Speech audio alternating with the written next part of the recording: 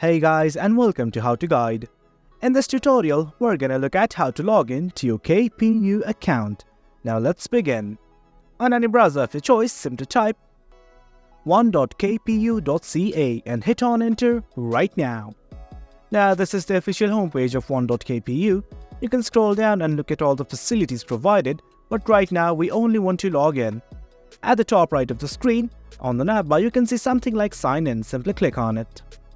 A drop down will open, saying preferences, roles and everything, but only click on the sign in button that's highlighted in blue. Now what you need to do right here is simply enter your KPU email address.